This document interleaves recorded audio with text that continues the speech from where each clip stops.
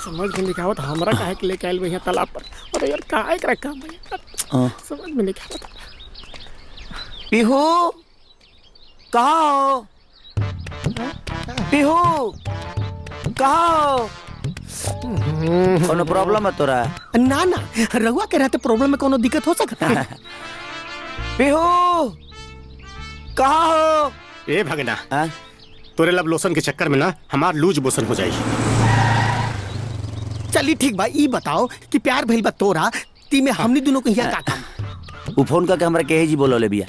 एगो बात बताओ, शादी होला दूल्हा से तो बाराती का? एक मिनट बहुत चर्चा में बाबा बुई वाला मैटर बिना मतलब के कंट्रोवर्सी में पड़ जीबा। छोड़ा समझ गए नहीं हम। बुझ गई। हाँ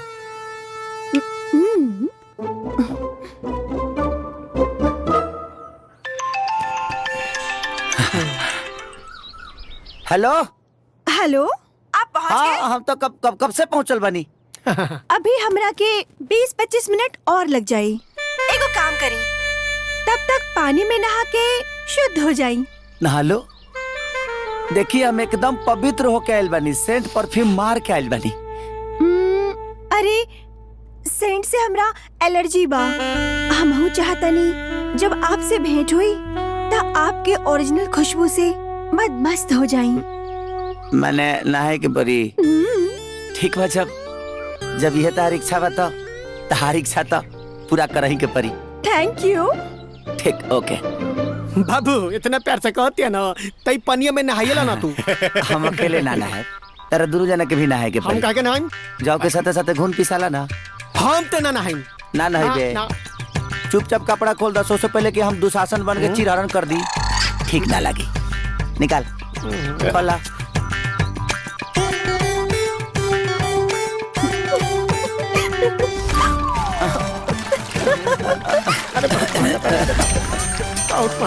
पानी बड़ा गंदा बनी जाता। चल कुछ मछली वाला बड़ी सड़े पानी में।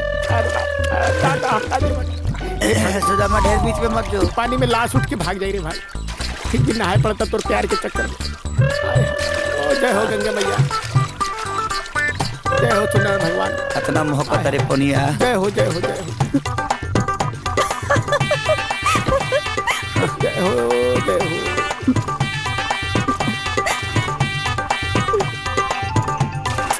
फोन उठाओ मेरे आशिक। ए फोन बजा।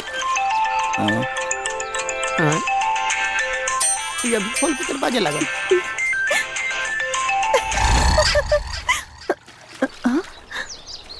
ए भागीना हमनी के अंग वस्त्र के चीर हरण हो गई। इज्जत पानी में। ए सुदामा कपड़ा पर क्या नहीं है तो घरे से लंगटे रही जका। ए जिरला। अरे तो इज्जत न रहना रे भाई। ए कैसा वीआईपी चोर बारे। ई मोबाइल छोड़ देला सा, सब कपड़ा ले गई।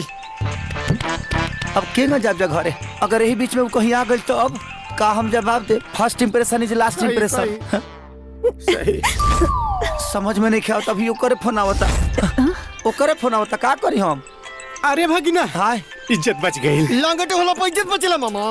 अरे केला के पत्ता रे सुदामा। ए माने हम दुर्योधन है, हमार माई गंधारी है जो पहन के जाई। पागल हो जबी का सोची हमरा बारे में। बाबू मामुआ ठीक कहता। कपड़ा तो गई इज्जतियों चल जाई। पहन ले। बतियाओ बतियाओ पहले बतियाओ। मना कर।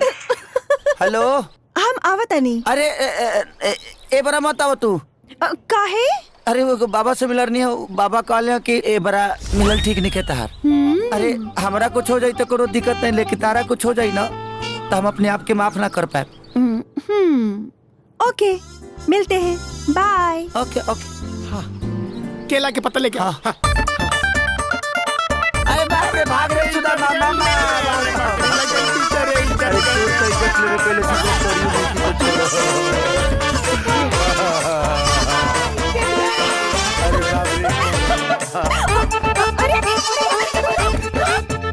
चलो ड्राइवर, हो गई आज के ये ड्रामा।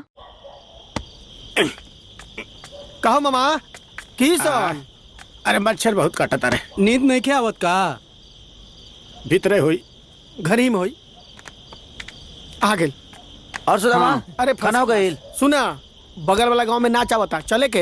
अरे ना यार टाइम कहाँ बा आज बाबा। हाँ अगर गरह ना लग रही ना तो हम अपना चांद के मुखड़ा देख ले रहती। ना भगिना तुहार आय। दुखड़ा भारी बा। ओकर शिकार होकर तनी जा हमनी के। ए भगिना हाँ तोहरे राधा पे ना हमरा डाउट हो रहा बा। काहे? देख तोरा के नहाए खातिर तालाब पे बुलौलस हाँ और तय चल गई। हाँ आ कपड़ा हो गल गायब, आ मोबाइल रह गल घाट पर। और कपड़ा सारा पेड़ पे। हमरा तो लगता ना भाई कि सारा खेल तार राधा के हा। भगिना सुदमुआ एकदम ठीक कहा था। उ लड़की हमरा के घातक बुझातिया। अरे उ लड़की तोरी इज्जत नीलाम करे चाहतिया ताकि तू गांव में केहू के मुंह ना दिखा सका। मामा हाँ दिल दे दिया है ना, हाँ तो ये तो दे देंगे। ऐसे दबा समझो। अरे हाँ ना, तो हो जाओ ना। दिल के बात दिल ने सुना और दिल की घंटी बज गई मोबाइल पे। या सॉरी, हम तोहरा के डिस्टर्ब तो ना कहनी।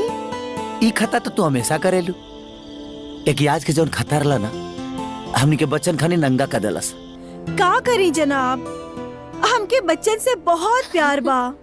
चला ई डाउट तो क्लियर हो गए कि हमनी के नंगा करे वाला कांड के रचयिता तू ही बाड़ू। अब गुस्ताखी माफ करी।